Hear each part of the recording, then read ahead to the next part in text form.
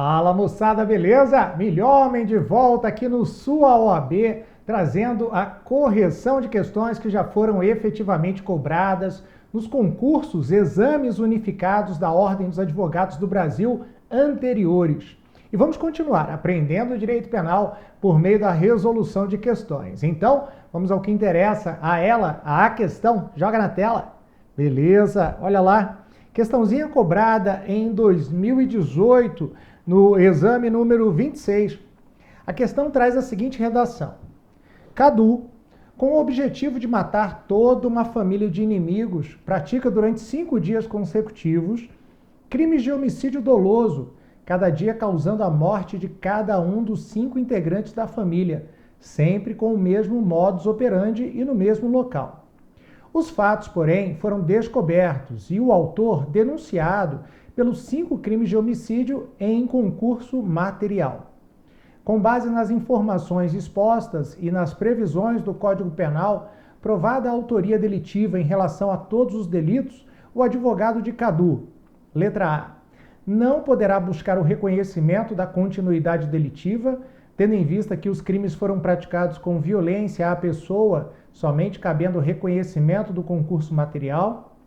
Letra B, não poderá buscar o reconhecimento de continuidade delitiva, tendo em vista que os crimes foram praticados com violência à pessoa, podendo, porém, o advogado pleitear o reconhecimento do concurso formal de delitos. Letra C, poderá buscar o reconhecimento da continuidade delitiva, mesmo sendo delito praticado com violência contra a pessoa, cabendo apenas a aplicação da regra de exasperação da pena de 1/6 a 2/3. E, por fim, letra D, poderá buscar o reconhecimento da continuidade delitiva, mas, diante da violência contra a pessoa e da diversidade de vítimas, a pena mais grave poderá ser aumentada em até o triplo. Muito bem, vem cá comigo. A questão versa acerca do concurso de crimes, não do concurso de agentes. Estamos falando da possibilidade ou não de soma das penas, aplicando-se a regra que é o chamado cúmulo material ou sistema do cúmulo material, ou aplicando-se o outro sistema de cálculo de penas diante de uma pluralidade de crimes, que é o sistema da exasperação. Para que você não tenha dúvidas, a regra é que uma pessoa deve ser responsabilizada, apenada, por todos os crimes cometidos, somando-se as penas de todos os crimes por ela cometidos. Essa é a regra. Em situações excepcionais, por razões de política criminal, entende o legislador, na realidade, determina o legislador a aplicação de outro sistema, que é o chamado sistema da exasperação. Pelo sistema da exasperação, em vez de somar a pena de todos os crimes, eu vou pegar a pena do crime mais grave, se forem diferentes, ou de qualquer um deles, porque serão iguais, e farei incidir sobre ele uma causa de aumento de pena. Essa situação se apresenta tanto no concurso formal quanto na continuidade delitiva. O concurso material, como você já sabe, a regra é a soma das penas de todos os crimes. O concurso formal traz na realidade, o emprego do sistema da exasperação quando o agente, mediante uma única conduta, dá causa a 2 ou mais resultados. Nesse sentido, o legislador determina que, em vez de se somar as penas, far-se-á aplicar o percentual, na realidade, a fração sobre a pena do crime mais grave ou sobre qualquer um deles, se forem iguais. Essa mesma regra de aplicação do sistema da exasperação se dá no sentido da continuidade delitiva.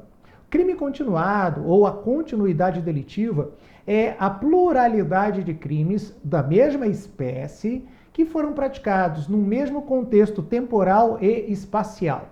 A legislação estabelece no seu artigo 71 quais são esses critérios, mesma circunstância de lugar, mesma circunstância de tempo.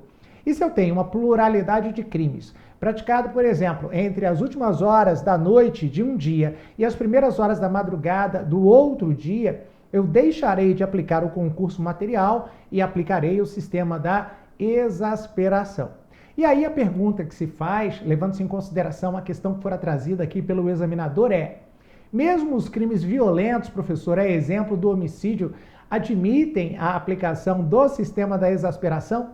E para responder isto, nós vamos então ao artigo 71 do Código Penal, que trata, como você já sabe, da continuidade delitiva. Vamos lá? Joga na tela. Olha só, o artigo 71 traz a seguinte redação. Quando o agente, mediante mais de uma ação ou omissão, pratica 2 ou mais crimes da mesma espécie e pelas condições de tempo, lugar, maneira de execução e outras semelhantes, devem os subsequentes ser havidos como continuação do primeiro, aplica-se-lhe a pena de um só dos crimes, se idênticas, ou a mais grave, se diversas, aumentada, em qualquer caso, de 1/6 a 2/3. Aqui está a circunstância de aumento de pena decorrente do reconhecimento da continuidade delitiva. Eu vou até utilizar a canetinha chamadora de atenção do milhomem. A pena será aumentada de... Peraí, rapaz. Volta aqui. A pena será aumentada... Volta aqui, volta aqui, volta... Peraí. Não vem, não? Ah, danado. Tá aqui, ó. De 1/6 a 2/3. 1/6 a 2/3. Mas é o parágrafo único que trata, basicamente, da questão que nos interessa, questão que fora apresentada pelo examinador na prova, porque traz a possibilidade de aplicação desse mesmo sistema, que é o sistema da exasperação, para crimes que envolvam violência contra a pessoa. Vamos lá, joga na tela. O parágrafo único do artigo 71 traz a seguinte redação. Nos crimes dolosos contra vítimas diferentes, cometidos com violência ou grave ameaça à pessoa, poderá o juiz, considerando a culpabilidade, os antecedentes, a conduta social e a personalidade do agente, bem como os motivos e as circunstâncias, aumentar a pena de um só dos crimes se idênticas ou a mais grave, se diversas, até o triplo, observadas as regras do parágrafo único do artigo 70 e do artigo 75 deste Código. Muito bem, então, vejam bem, quando nós estamos falando de crimes que envolvam grave ameaça ou violência contra a pessoa, eu vou deixar de lado essa causa de aumento, que é a regra, que varia de 1/6 a 2/3 da pena, e vou aplicar essa aqui, ó. Eu vou poder até triplicar a pena prevista para o delito. Então, nós temos duas situações que merecem a sua atenção. Primeiro, cabe a aplicação do sistema da exasperação, mesmo na hipótese de crimes que envolvam violência ou grave ameaça. E depois, deixa-se de lado a causa de aumento, que é a regra, que varia de 1/6 a 2/3, e adota-se a possibilidade de se triplicar a pena, aumentando-se a pena até o triplo. Não é a obrigação de triplicar, mas é o limite máximo. Ou seja, o juiz, no momento da fixação da pena, poderá até mesmo triplicar a pena prevista para o crime. Beleza? De qualquer maneira, nós estamos diante do sistema da exasperação que encontra um limite. Qual limite é esse? A aplicação dessa circunstância de, digamos, aumento da pena até 3 vezes aquela que fora combinada pelo legislador, ela não pode ser superior à aplicação da regra, que é o cúmulo material. Ou seja, se a soma das penas for mais benéfica do que triplicar-se as penas, é a soma que deverá ser aplicada. É isso que diz o parágrafo único do artigo 71. Então, com base nessa análise que nós estamos fazendo, fica fácil responder à questão. Vamos a ela? Joga na tela. Muito bem.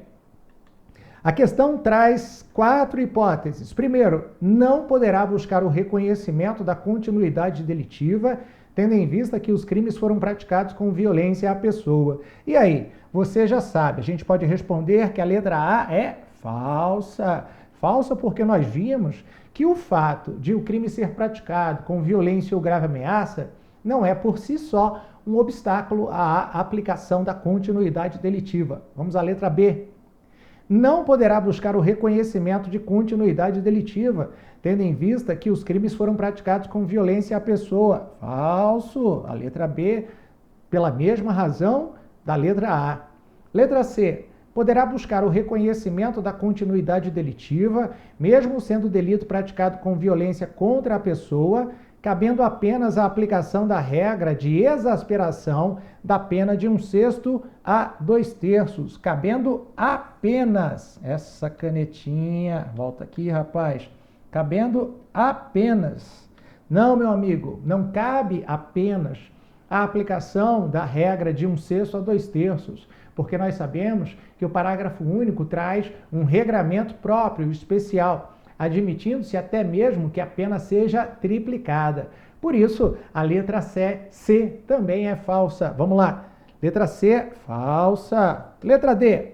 Poderá buscar o reconhecimento da continuidade delitiva, mas diante da violência contra a pessoa e da diversidade de vítimas, a pena mais grave poderá ser aumentada em até o triplo. Está aqui a resposta correta da nossa questão. Letra D de dado. Massa! Isso permite, então, que nós passemos à nossa próxima questão. Questão cobrada também no ano de 2018 e que traz a seguinte redação. Vamos a ela. Patrícia foi a um shopping center a fim de comprar um celular para sua filha, Maria, de 10 anos, que a acompanhava. Não encontrando o modelo desejado, Patrícia saiu da loja, esclarecendo o ocorrido para a criança, que, inconformada com o fato, começou a chorar.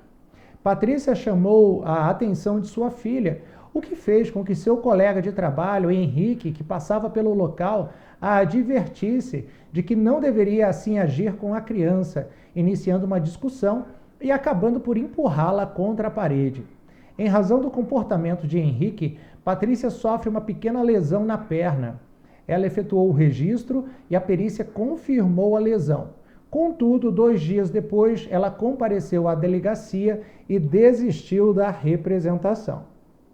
Em razão de a vítima ser do sexo feminino, o Ministério Público ofereceu denúncia contra Henrique pela prática do crime de lesão corporal no âmbito da violência doméstica e familiar contra a mulher, previsto no artigo 129, parágrafo 9º do Código Penal.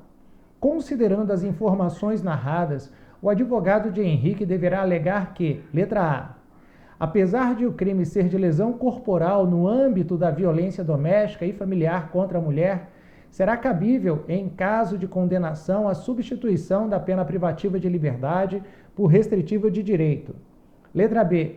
O crime em tese praticado é de lesão corporal leve e simples, de modo que, apesar de irrelevante a vontade da vítima para o oferecimento da denúncia, pode ser oferecida a proposta de suspensão condicional do processo.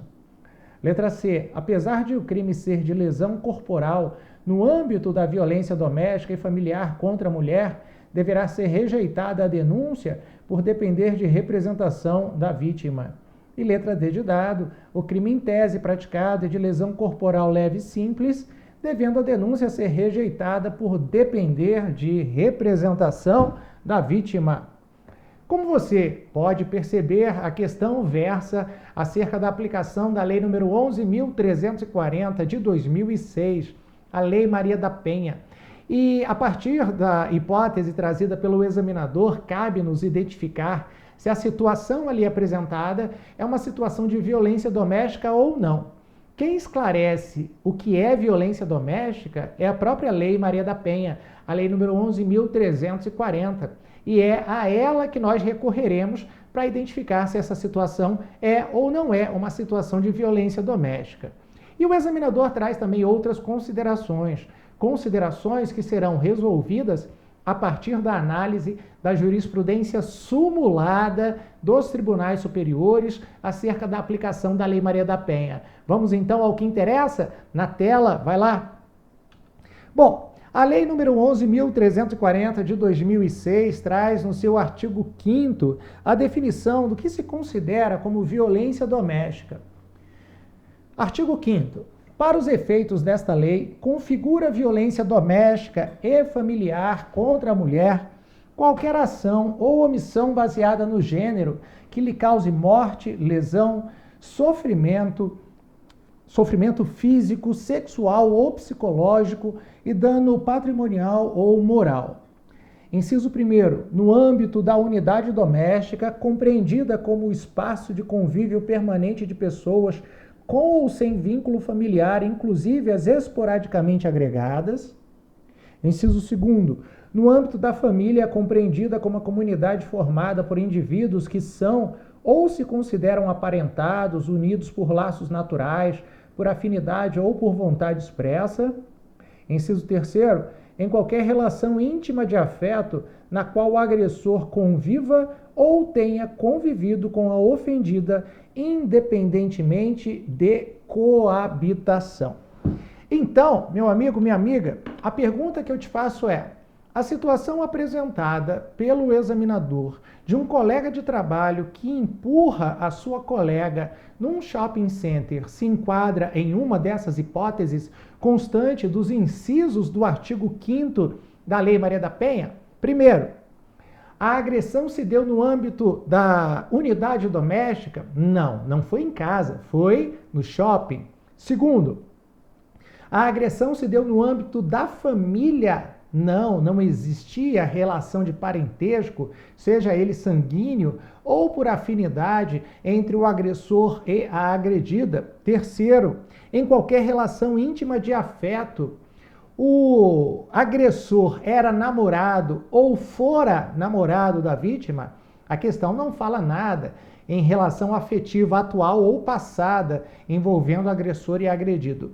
Isso nos leva à conclusão de que, se a situação narrada não encontra adequação no artigo 5º da Lei Maria da Penha, é porque não é violência doméstica, beleza?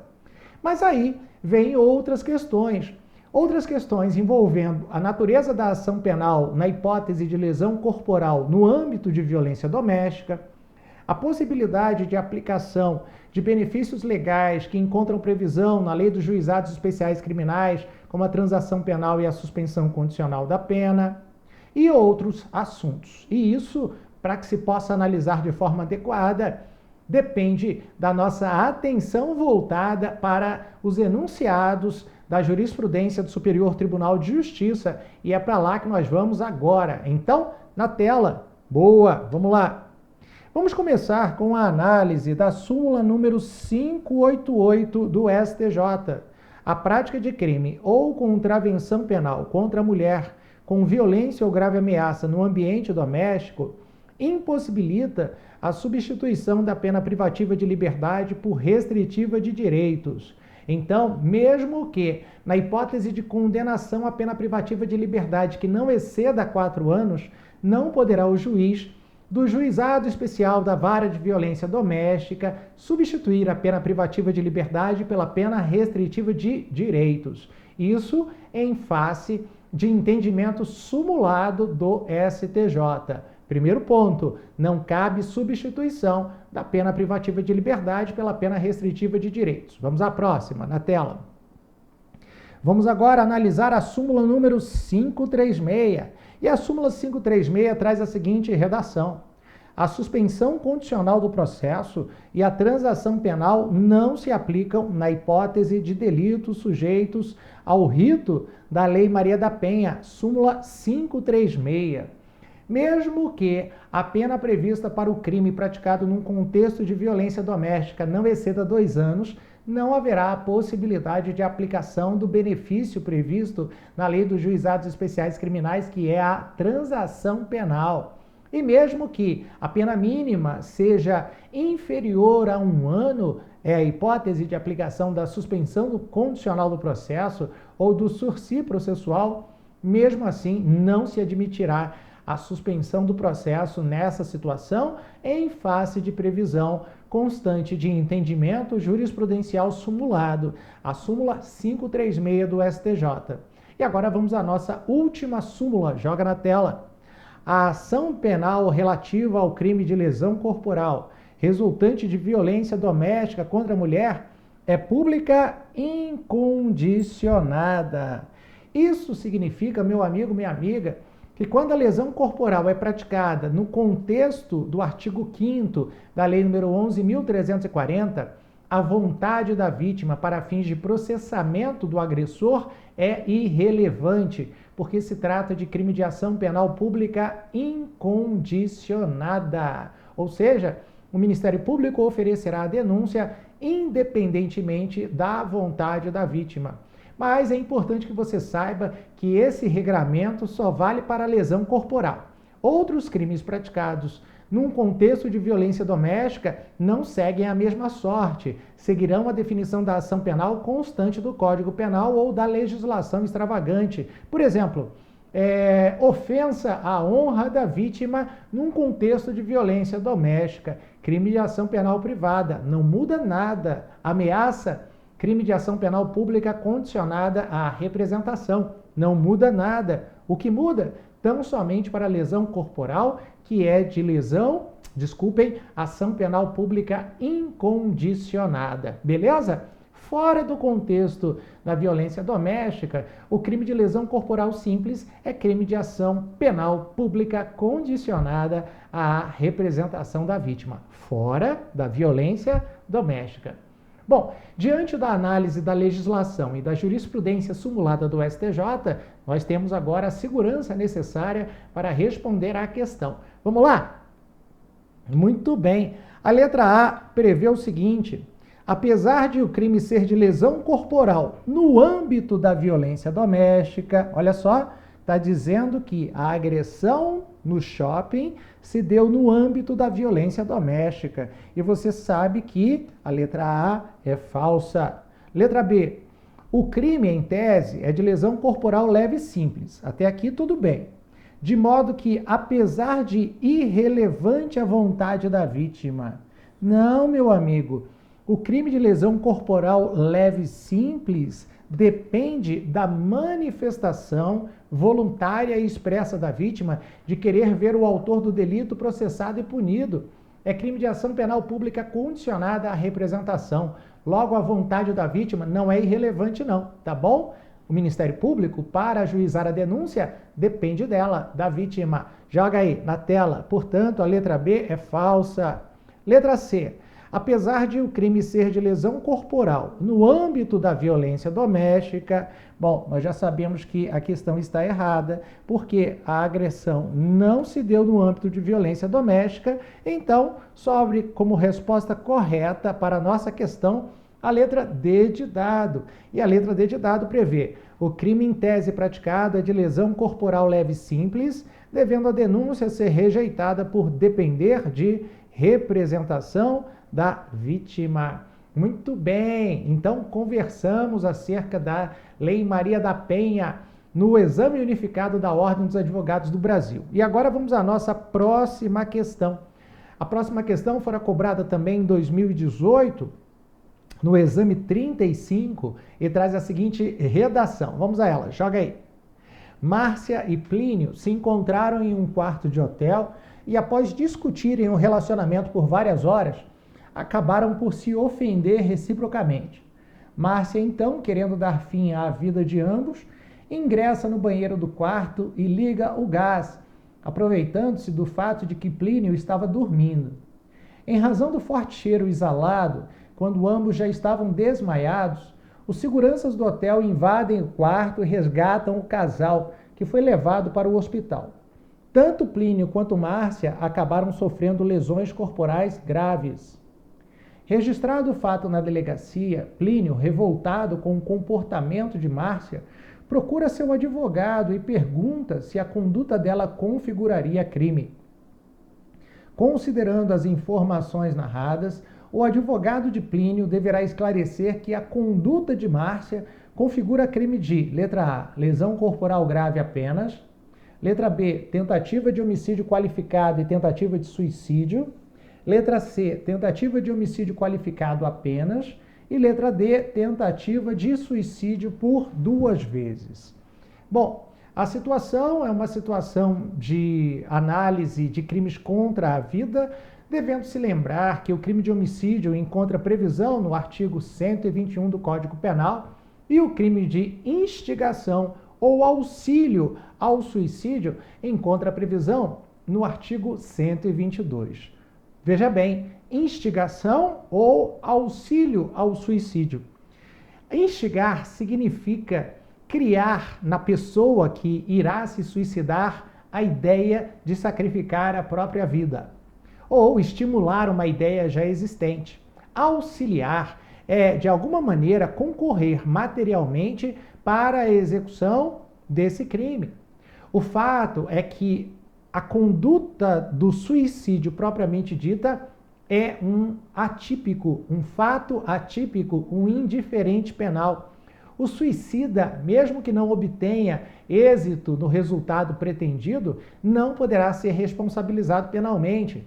Imagine que uma pessoa se jogue do alto de um viaduto em direção à rodovia, mas não venha a óbito, sobrevivendo. Ele poderá ser responsabilizado? Não, ele não poderá ser responsabilizado simplesmente em face do princípio da legalidade, diante da ausência de previsão do suicídio ou da tentativa de suicídio como crime. Agora, aquele que instiga ou aquele que auxilia o suicida, esse sim poderá ser responsabilizado. E essa informação é uma informação muito importante porque a gente vê a conduta de uma moça que quer matar outra pessoa e suicidar-se. E aí? Ela poderá ser responsabilizada pela tentativa do suicídio, né? Matar a si mesma? Não, você já sabe que não, em face da ausência de previsão legal da conduta como conduta criminosa. Mas ela poderá ser responsabilizada pela tentativa de homicídio. E tentativa por quê? Porque o cidadão, o amado, não veio a óbito, ele sobreviveu, sofreu lesões graves, mas somente sobreviveu porque os seguranças do hotel intervieram. Lembre-se, a não obtenção do resultado em face da intervenção de terceiro que impede a sua verificação, a consumação delitiva, importa no reconhecimento do crime tentado, nos moldes do artigo 14, inciso 2º do Código Penal. Logo, a Márcia deverá ser responsabilizada pelo crime de homicídio qualificado tentado. Mas por que qualificado, professor? Porque ela realizou a execução da conduta enquanto a vítima estava dormindo. E isso importa no reconhecimento de duas qualificadoras previstas no artigo 2º, no parágrafo 2º do artigo 121 do Código Penal. E eu vou te mostrar agora. Joga lá. Artigo 121, parágrafo 2º. Se o homicídio é cometido com emprego de veneno, fogo, explosivo, asfixia, tortura ou outro meio insidioso ou cruel ou de que possa resultar perigo comum. Inciso 4º. A traição de emboscada ou mediante dissimulação ou outro recurso que dificulte ou torne impossível a defesa do ofendido. Nós podemos aqui identificar a asfixia por gás e podemos identificar também o recurso que torna impossível a defesa do ofendido. A asfixia ela pode se dar de diversas maneiras. Mecânica, por exemplo, com a esganadura ou com o enforcamento. Pode se dar com o afogamento e pode se dar também com a utilização do gás, como foi a tentativa da Márcia. E o fato de o cidadão estar dormindo impede que ele se defenda. E isso gera como consequência o reconhecimento do crime de homicídio qualificado tentado. Tentado por quê? Porque o cidadão sobreviveu. Tomou um susto, sofreu lesões graves, mas sobreviveu. Então vamos voltar à nossa questão. Joga lá, beleza? Muito bem. Considerando as informações narradas, o advogado de Plínio deverá esclarecer que a conduta de Márcia configura crime de tentativa de homicídio qualificado apenas. Letra C de casa. Boa! Meu amigo, minha amiga, eu espero que você tenha gostado. No próximo bloco eu volto com mais questões de direito penal para que você obtenha a tão sonhada carteirinha vermelha no Exame Unificado da Ordem dos Advogados do Brasil. E se você ainda não segue o professor nas redes sociais, deixa de perder tempo. Vai lá, @prof.flaviomilhomem. Eu te aguardo. Um abraço.